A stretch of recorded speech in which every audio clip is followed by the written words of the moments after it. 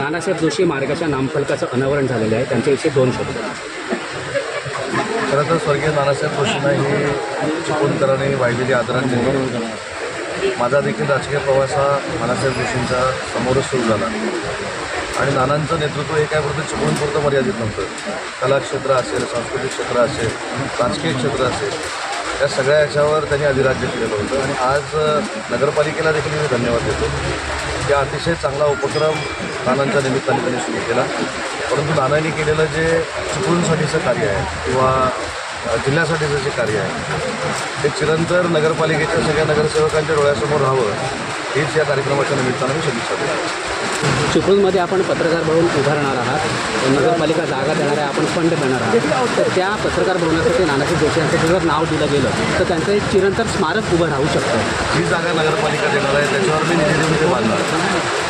नगरपालिकेकडे ते हँडओव्हर होणार आहे. शेवटी नगरपालिकेच्या जनरल बॉडीनं हा ठराव करावा आणि नानासाहेबांचं नाव दिलं तर आम्हाला आनंदच आहे. त्याच्यामुळे त्याच्यामध्ये कुठेही कॉन्ट्रोवर्सल काय होण्याची शक्यता नाही. चिपळूण नगरपालिकेच्या चिंचनाका ते पाक पॉवर हाऊस या मार्गाला नानासाहेब जोशी यांचं नाव देण्यात आलेलं आहे आणि या कार्यक्रमाच्या नामफलकाचा उद्घाटन सोहळा आता पालकमंत्र्यांच्या उपस्थितीत पार पडला आहे. या कार्यक्रमाला प्रमुख अतिथी म्हणून भास्कर शेठ जाधव आणि शेखर सर आपल्यासोबत आहेत. सर आपलं स्वागत आहे, शेठ आपलं स्वागत आहे. नानांविषयी 2 शब्द. असं आहे की काही ही माणसं आपण जी नेहमीची माणसं बघतो, नेहमीची माणसं ओळखतो, नेहमी माणसं समजतो, त्याच्या पलीकडे काही माणसं असतात आणि त्याच्या पलीकडे म्हणजे नानासाहेब जोशी होतं. नानासाहेब जोशींची अफाट अशा प्रकारची स्मरणशक्ती. नानासाहेब जोशी यांनी तालुक्यामधलं देशपातळीवरचं पहिलं वर्तमानपत्र सुरू केलं चिपळूणमध्ये. देशपातळीवरचं पहिलं तालुका पातळीवरचं म्हणजे देशामध्ये तालुका पातळीवरचं पहिलं वर्तमानपत्र सुरू केलं.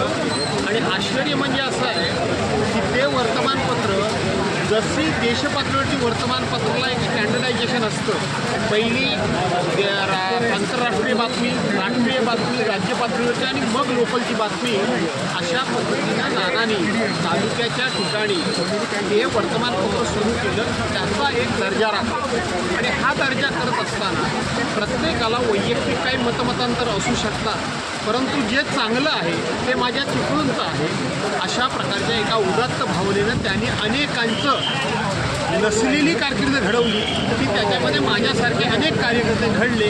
त्या नानासाहेबांच्या नावाने या रस्त्याला नाव देतात आणि त्या कार्यक्रमाला आम्हाला उपस्थित राहण्याचं भाग्य मिळतं. आम्ही निश्चितपणे धन्य आहोत. धन्यवाद. शेखर सर आज या ठिकाणी आहेत. सर, नानांविषयी आपल्या भावना. आदरणीय शेठने सांगितलं की नानांचं व्यक्तिमत्व हे एक वेगळ्या पातळीवर आहे, ज्यामध्ये सांस्कृतिक असेल, त्याचबरोबर कलात्मक असेल किंवा सर्व गुण संपन्न असेल, हे सर्व क्षेत्राची नानांचा व्यासंग प्रचंड आहे. वाचन आणि लेखन या 2 गोष्टी तर नानांच्या आपण सगळ्यांनीच बघितले.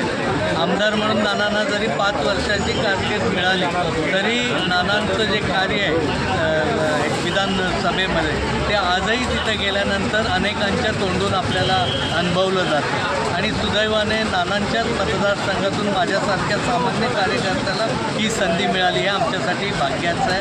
आज या रस्त्याला नाव नानांचं देतं आहे. या रस्त्याला बरोबर नानांच्या अखंड स्मृती जपण्याचं काम देखील आपल्या सर्व चिपळूणवासियांनी करणं गरजेचं आहे आणि ते आम्ही निश्चितपणे करू हा विश्वास आहे.